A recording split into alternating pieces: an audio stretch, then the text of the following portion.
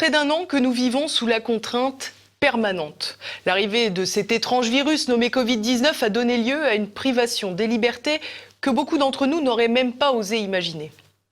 Confinement drastique, couvre-feu, reconfinement, pénurie de masques, puis masques obligatoires, les ordres, contre-ordres et injonctions se sont abattus sur les Français dans une atmosphère de plus en plus pesante et verrouillée. Cette année que nous venons de vivre est sans équivalent. Et ses conséquences sanitaires, sociales et bien sûr économiques sont toujours bien présentes. Face à toutes ces épreuves, TV Liberté ne vous a jamais abandonné. Pendant le premier confinement, le journal quotidien vous a permis de rester informé, sans hystérie, sans parti pris et bien sûr, sans censure. Nous continuons dans cette direction à vos côtés pour encore frapper plus fort. Beaucoup d'entre vous me l'ont dit, TV Liberté est devenu un réflexe quotidien pour affronter ce torrent de propagande d'État.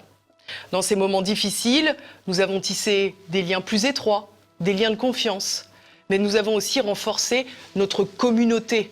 Certains de nos programmes ont battu de véritables records. L'entretien de la généticienne Alexandra Orion-Caude a dépassé le 1,5 million de vues rien que sur YouTube. Vous n'êtes pas seuls. Et ensemble, nous sommes plus forts. Alors poursuivons, frappons encore plus fort. TV Liberté s'est installée grâce à vous, dans de plus en plus de foyers. Grâce à vous, votre première chaîne alternative de France est devenue le seul vaccin sûr et efficace au matraquage de la bien-pensance. Les temps qui s'annoncent seront pleins de défis. Alors, ne nous laissons pas gagner par le défaitisme, l'esprit de reddition. La poursuite de ce combat passe bien sûr par votre soutien, mais aussi par votre don à TV Liberté pour l'année qui nous attend. Parce qu'ensemble, nous sommes une force de résistance. Alors frappons encore plus fort.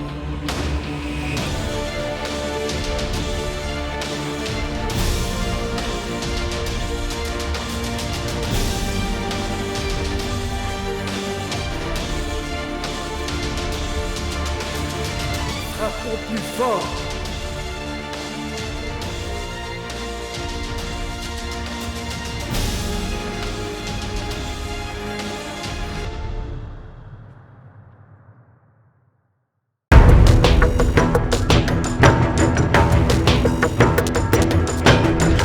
Bienvenue à tous dans ce nouveau Zoom.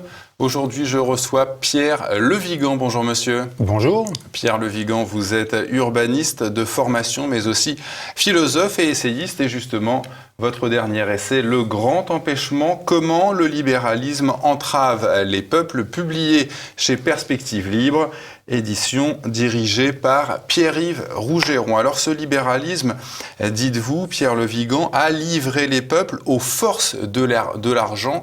Dites-nous en plus sur ces forces. Alors, le libéralisme, en fait, est un double mouvement, économique et politique, sachant que c'est le principe de la liberté des individus et de l'individu roi, en quelque sorte, qui permet justement de déchaîner les forces économiques en leur laissant tout le champ libre dans la société, de façon à informer en quelque sorte toute la société et de façon à faire du paradigme économique, du paradigme du calcul et de l'intérêt, la force principale qui régit la société. Donc progressivement, le libéralisme économique lui-même a commencé à se développer à la fin du XVIIIe siècle, un petit peu au moment de la Révolution française, avec notamment l'abolition justement de toutes les entraves qui étaient les organisations de métiers, les corporations. Et au même moment, il y a eu un libéralisme politique partiel qui était en fait essentiellement le régime représentatif, qui au départ n'était absolument pas démocratique, puisqu'il y avait un régime censitaire. Et qui, sur l'impôt. Voilà, basé sur l'impôt, sur les fortunes, donc aussi bien dans la charte de 1814 que ensuite dans la charte de 1830, même si c'était élargi à des fractions un petit peu plus importantes numériquement de la bourgeoisie. Et très progressivement, avec le suffrage universel instauré par Napoléon III, et maintenu par la Troisième République, effectivement, ce régime représentatif non démocratique est devenu partiellement démocratique.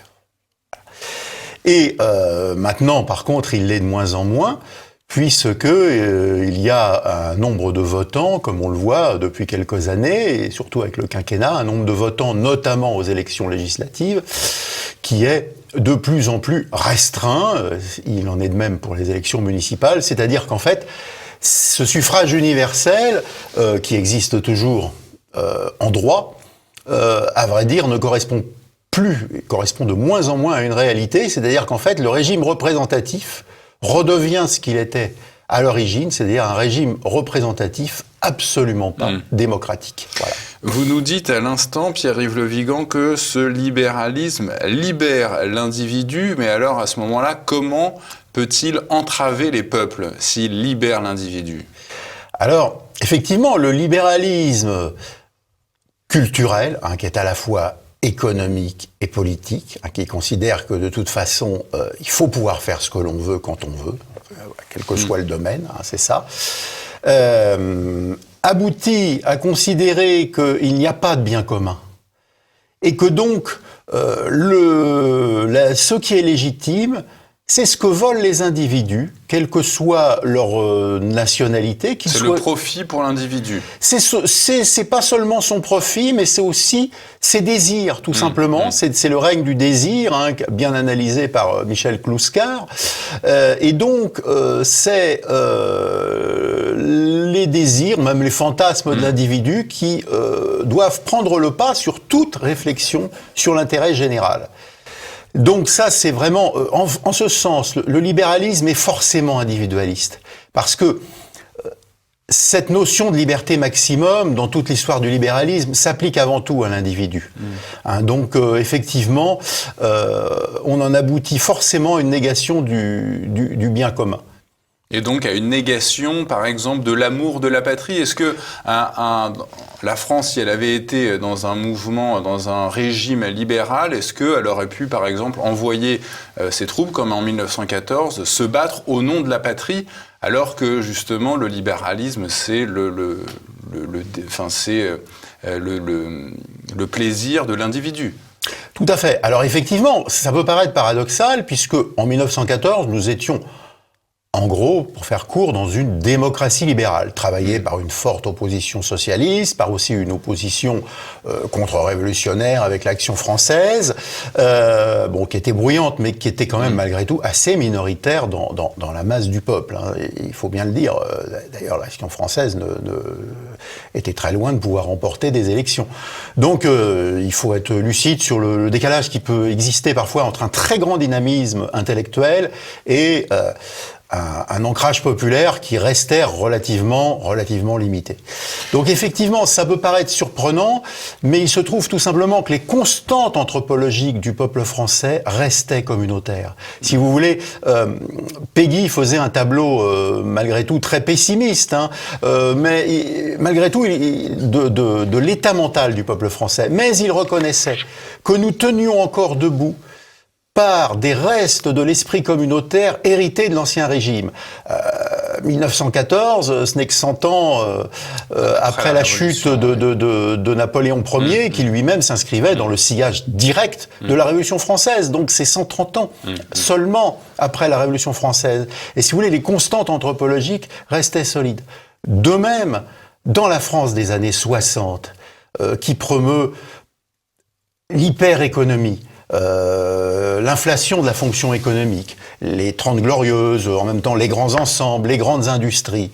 En même temps, il y a une formidable moralité dans l'ensemble du peuple français. Et on se dit, c'est un reste anthropologique qui était en quelque sorte en retard, mais en retard pour le meilleur, parce qu'il gardait justement toute l'honnêteté, toute l'amour du travail du peuple français, mais qui était en retard sur la logique du capitalisme, parce que la logique du capitalisme, effectivement, c'était pas de favoriser indéfiniment l'amour du métier qui pouvait être porté par l'ouvrier français, par fidélité au métier qu'il avait appris par exemple de son père, etc. La logique du capitalisme français, c'était déjà l'interchangeabilité des hommes et notamment des travailleurs. Vous voyez ce que je veux dire? Mais la logique du capitalisme français était en avance sur les structures anthropologiques du peuple français qui étaient restées saines. Pierre Le Vigan, vous écrivez que la France est la cible privilégiée de ces forces de l'argent. Expliquez-nous pourquoi. Alors oui, parce que en Europe, la France est la nation la plus politique. C'est un constat, ça ne veut pas dire que nous sommes mieux, nous, Français, que les Italiens ou que les Allemands, c'est pas la question. Il se trouve tout simplement que par notre histoire, nous sommes une nation très politique.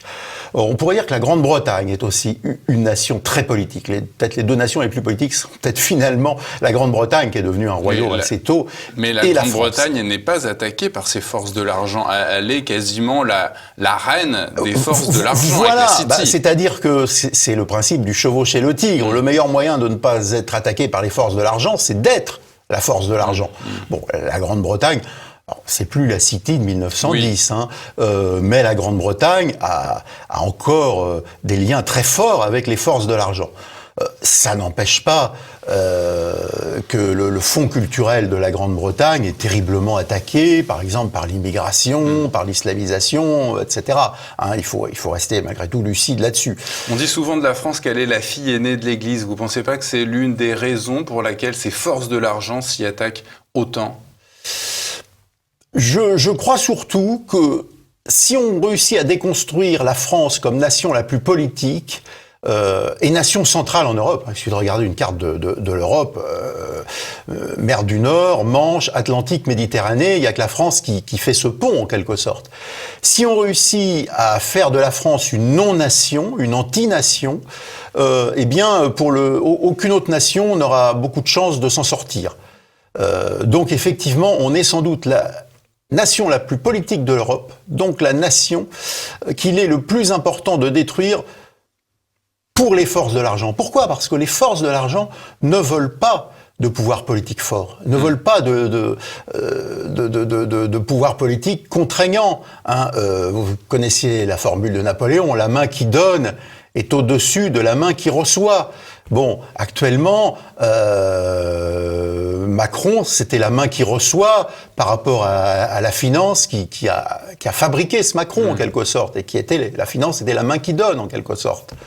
Le temps de la post-modernité, dites-vous, c'est celui de l'ironie, du ricanement, en quoi ces armes, utilisées peut-être par ces forces de l'argent, sont-elles si fatales à la France ? Oui, parce que il n'y a rien de plus terrible que de ne pas prendre au sérieux la décadence et le déclin de notre pays et son asservissement. C'est absolument terrible. Il faut prendre ça très au sérieux.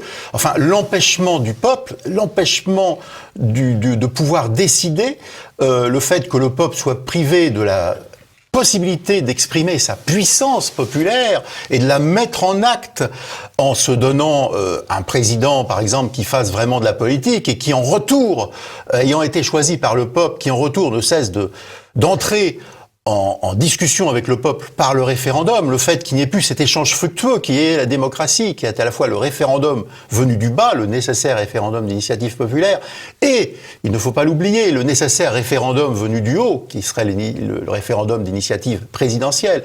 Le fait qu'il n'y ait plus cela, c'est quelque chose de dramatique. Et en France, nous avons longtemps été le pays de l'ironie sous Louis XV, Louis XVI et la Révolution française, mais nous étions aussi le pays de la force. Maintenant, nous ne sommes plus que le pays de l'ironie, c'est-à-dire que nous sommes le pays de la dérision. Et c'est tout à fait dramatique. Si tu veux, si vous voulez, en ce sens, les émissions comme Yann Barthès ne font pas rire. C'est terriblement pitoyable.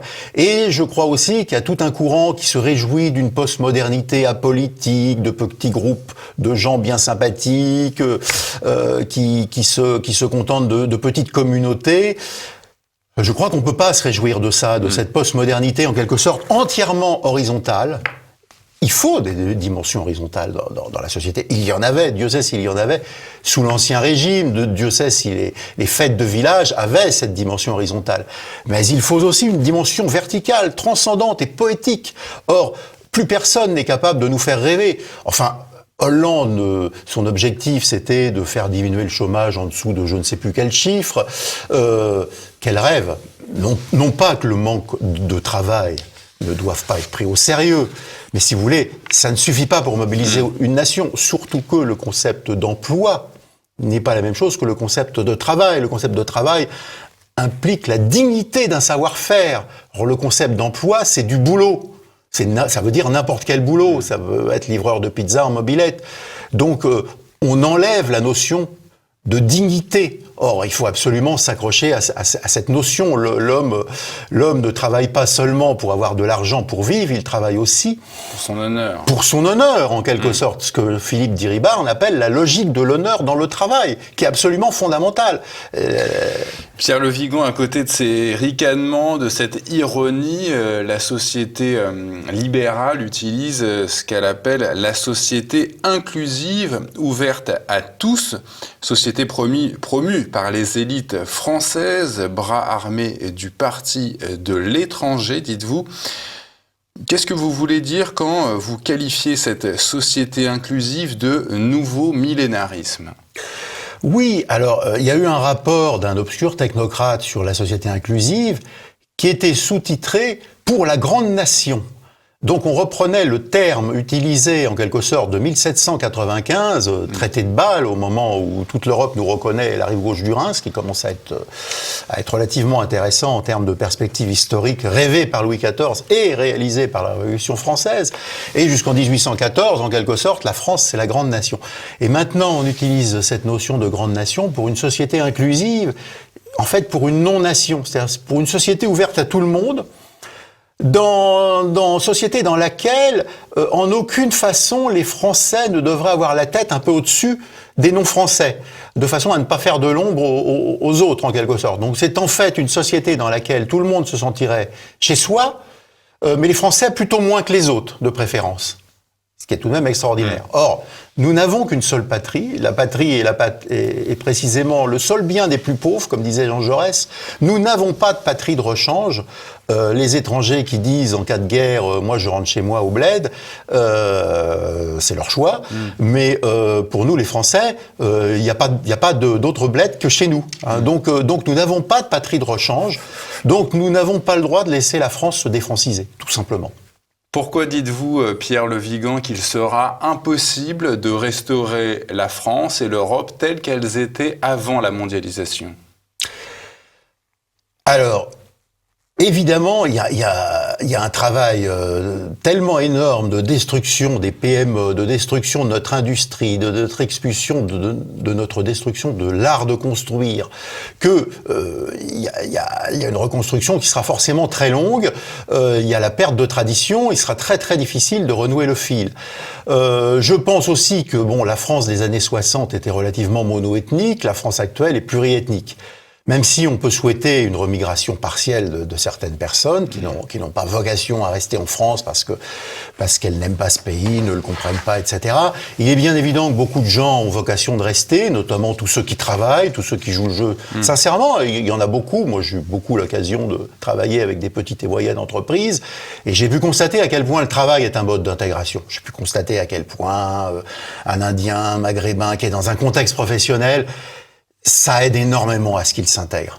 Il a des camarades de travail français. À partir de là, il y a quand même, évidemment, il ne renie pas sa culture pour autant, mais il y a quand même une très forte intégration qui se produit. Mais il y a des gens qui vivent uniquement en marge de la culture française et uniquement d'allocation. Donc il y a évidemment des gens qui n'ont pas vocation à rester sur le territoire national indéfiniment, et surtout tous les délinquants. Mais je pense qu'effectivement, il va falloir faire avec ces nouveaux Français. Et que c'est faisable, mais à condition d'avoir un discours sincèrement, franchement assimilationniste. Là-dessus, je crois que je rejoins Éric Zemmour. C'est-à-dire qu'à un moment donné, il faut vraiment cesser de battre notre coulpe et dire qu'effectivement, on tend la main, mais sans s'excuser de ce que nous avons pu faire dans l'histoire, en disant c'est comme ça, et qu'on tend la main franchement, mais qu'on a besoin aussi qu'on nous la tende franchement, ou qu'on nous dise non, c'est pas possible, et auquel cas, effectivement, on met fin au séjour sur notre territoire. Des gens qui n'ont pas vocation, qui n'ont pas envie de nous aimer, c'est leur choix, mais à ce moment-là, ils n'ont pas vocation à rester sur le territoire, tout simplement. Donc voilà. Donc c'est vrai que là-dessus, on ne reviendra pas à la France des années 60, car il faut faire avec ces nouveaux Français, pour ceux qui effectivement ont déjà, et il y en a, fait un pas vers la France. Voilà, donc effectivement, la France ne sera pas ce qu'elle a été pendant 1500 ans et que nous a expliqué le démographe Jacques Dupaquier, qui était communiste et qui, à la fin de sa carrière, donnait des entretiens à Rivarol, vous voyez, comme quoi il ne manquait pas d'ouverture d'esprit. Vous évoquez le parallèle que certains pourraient faire entre islam et djihadisme. Je vous cite, « Dire que le djihad résume l'islam ou dévoile son essence est à peu près aussi intelligent que de dire que le massacre de la Saint-Barthélemy résume le catholicisme. » Oui, c'est ironique, évidemment. Alors, ce que je veux dire par là, c'est que, bien entendu, les cultures de l'islam n'ont pas grand-chose à voir avec l'immigré paumé, illettré, ne parlant parfois pas l'arabe, qui est quand même la langue du Coran, et qui tue pour l'islam. En fait, il tue par ressentiment. Ce qu'il faut bien voir, c'est que pour moi, la pathologie n'est jamais une religion, quelle qu'elle soit. Moi, je ne crois pas, comme Valo Belkacem, qui avait dit une fois, je ne crois pas à ce qu'elle avait dit une fois, que avec l'islam, on peut faire la démocratie, mais avec le catholicisme, on peut pas. Voyez, déclaration hallucinante, qui doit dater de 2006. Je ne crois pas du tout à ça. Je crois pas, d'ailleurs, que l'islam soit forcément très compatible avec la démocratie, mais ça n'empêche pas que c'est une culture très honorable sur ces terres, de même que le christianisme est très honorable et très respectable sur ces terres, qui sont en gros les nôtres, à la différence de l'islam. Mais effectivement, je dis simplement, soyons très lucides, les pathologies de gens qui se réclament de l'islam sont avant tout des pathologies de gens liés à l'immigration. Enfin, c'est-à-dire que ce qui est pathologique, c'est l'immigration, c'est le déracinement. Si vous voulez, le vieil immigré qui n'a pas quitté son village, en général, est plus équilibré psychiquement que la deuxième ou troisième génération dont tous les cadres mentaux ont explosé. Donc il faut bien voir, pour moi, la pathologie sociale première, c'est l'immigration. Il se trouve qu'évidemment, une partie de l'immigration correspond à des gens venus des cultures de l'islam, mais c'est pas l'islam en tant que tel qui est une pathologie. Simplement, encore une fois, il y a des cultures qui ont vocation à pouvoir être présentes chez nous sans difficulté particulière. Je veux dire, par exemple, l'orthodoxie, et il y en a d'autres, c'est forcément un petit peu plus complexe. Et l'islam, c'est en ce moment le cas, parce que l'islam, les musulmans ne réfléchissent pas assez pour ne pas voir que nous ne sommes pas la cause de leurs problèmes, mais réfléchissent assez pour voir que les civilisations de l'islam sont dans un état catastrophique. Et ils prennent le plus court chemin vers le ressentiment, consistant à dire c'est la faute de l'Occident, et pour eux l'Occident c'est quelque chose qui va des États-Unis à la France en passant par l'Italie et par l'Allemagne. Plus facile de se victimiser. C'est facile, c'est toujours facile de se victimiser. C'est toujours facile de se victimiser. Il faut bien dire une chose, nous, c'est que la France et l'Europe ne sont pas la même chose que ce qu'on peut appeler l'Occident, que nous ne devons pas être solidaires de toutes les interventions épouvantables qui ont été faites en Irak ou en Libye, bien entendu, même si malheureusement, on a eu historiquement partie liée, surtout en Libye, avec l'opération de Libye. Donc c'est tout, on n'a pas à s'excuser, mais c'est vrai que les musulmans comprennent très bien que leur civilisation au pluriel vont très mal, et effectivement, le plus court chemin vers le ressentiment, c'est la victimisation et c'est la haine de l'Occident qui est à portée de 2 heures d'avion ou d'1 heure d'avion, c'est-à-dire notamment la France, l'Allemagne, nos pays, l'Italie. Voilà. Vous liez, Pierre Le Vigan, cette immigration aux droits de l'homme, vous avez cette phrase, les droits de l'homme sont en réalité les droits de l'individu hors sol se transformant lui-même en marchandise. Oui. Mais oui, c'est toute la contradiction de l'expression droit de l'homme et du citoyen, parce que c'est pas la même chose, faudrait savoir. C'est très ambigu, cette expression. Oui. Ça commençait très mal, la déclaration des droits de l'homme. Déjà, il y avait les droits, il n'y avait pas les devoirs, puis de l'homme et du citoyen, oui, mais c'est pas la même chose. Parle-t-on En gros, on en est arrivé à fusionner les choses, c'est-à-dire que toute personne qui arrive en France a les mêmes droits que le citoyen français. Donc, c'est des droits qui ont été écrits en 1789 quand la France n'était pas dans le contexte actuel d'une immigration de masse. Il y avait quelques immigrés allemands, quelques ouvriers allemands à l'époque. C'était quand même assez limité. Et c'est surtout la France d'ailleurs qui envoyait des immigrés huguenots qu'on retrouvait à Berlin par exemple, ou aux Pays-Bas, etc. Donc le contexte n'était pas différent. Et en plus, les révolutionnaires réfléchissaient d'abord en termes de droits de l'homme et disaient que, effectivement, la vocation de l'homme, c'était de devenir citoyen de son pays. Et donc, en fait, quand ils parlaient des droits de l'homme, ils parlaient des droits de l'homme devenu citoyen français. Mais ça n'a plus aucun rapport avec le contexte actuel où, en fait, on ne distingue plus les droits du citoyen, les droits et les devoirs du citoyen des droits de l'homme. Déjà, on ne parle plus de devoirs, il n'y a plus que des droits, et c'est les droits de tout le monde, les droits humains, en quelque sorte. Et actuellement, on peut constater que les étrangers ont les mêmes droits que les Français dans presque tous les domaines, si ce n'est encore le droit de vote. Mais de toute façon, comme il y a des naturalisations massives qui ne se font pas sur la base de la vérification de « avez-vous réellement envie ?» de devenir français, et pouvez-vous nous dire ce que ça veut dire pour vous, pas seulement avoir des avantages, mais aussi un amour de notre patrie.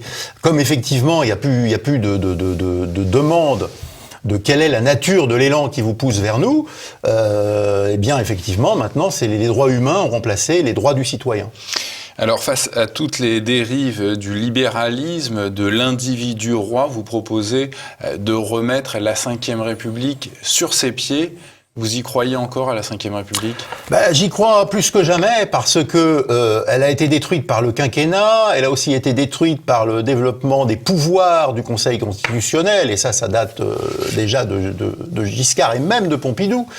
En fait, le seul juge suprême, c'est le peuple, disait De Gaulle, et moi je suis effectivement pour le retour au septennat, de préférence non renouvelable, parce que ça évite toute démagogie pour se faire réélire. Ça me paraît nécessaire, couplé aux institutions de la Ve République telles qu'elles étaient prévues en 1958, c'est-à-dire un régime fondamentalement à dominante parlementaire, c'est-à-dire où ce sont les députés qui ont le pouvoir principal.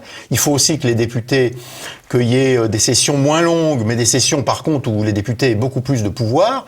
Et il faut bien entendu une assemblée nationale plus représentative. Je ne suis pas partisan de la proportionnelle intégrale qui risquerait de rendre le pays ingouvernable, ce qui ne serait pas un service. Mais la proportionnelle est pourtant mais une dose sérieuse, la règle dans tous les pays européens. Oui, mais très souvent avec beaucoup de correctifs majoritaires. Et je pense qu'il faut une dose sérieuse de proportionnelle, de l'ordre de 25%, ou tout simplement des proportionnelles régionales à correctifs majoritaires, etc. Bon, il y a X systèmes possibles, comme en Allemagne d'ailleurs, qui permettent d'avoir une majorité. Enfin, en Allemagne, la droite et la gauche sont souvent obligées de s'allier pour, en gros, respecter la volonté du peuple. Alors oui, elles s'allient parce que finalement elles se sont rapprochées, mais pour le coup, ça permet au peuple d'avoir une lisibilité, c'est-à-dire qu'en quelque sorte, il y a une fausse droite et une fausse gauche qui s'allient, parce qu'au fond, elles ont la même logique économique. Et après, au peuple de trancher. Mais si vous voulez, ça a le mérite de clarifier. Voilà. Actuellement, bon, c'est de même que Macron a regroupé les libéraux des deux rives, si vous voulez, les sociaux-libéraux légèrement de gauche et les libéraux sociaux plus ou moins de droite. Libéraux libertaires. Voilà, sont tous réunis, les partisans du libéralisme libertaire et les partisans frénétiques du libéralisme économique et du turbo-capitalisme. Donc, effectivement, c'est une dose de proportionnelle est nécessaire, mais je suis pas pour la proportionnelle intégrale. Il faut une proportionnelle avec correctif majoritaire. Et puis un référendum. Pour les régions, d'ailleurs, on voit que la proportionnelle avec correctif majoritaire, ça permet de gouverner, hein, pour le coup. Le système régional n'étant pas parfait, du reste. Mais on voit très bien qu'un système peut facilement être à la fois proportionnel et avec une prime majoritaire qui permet de gouverner, parce que c'est une responsabilité aussi vis-à-vis du peuple. Et à un moment donné, les élections doivent déboucher sur un gouvernement. Voilà. Pierre Le Vigan, votre ouvrage s'intitule « Le grand empêchement, comment le libéralisme entrave les peuples ». C'est publié chez Perspectives Libres. Merci Pierre Le Vigan. Merci Pierre Bergerot.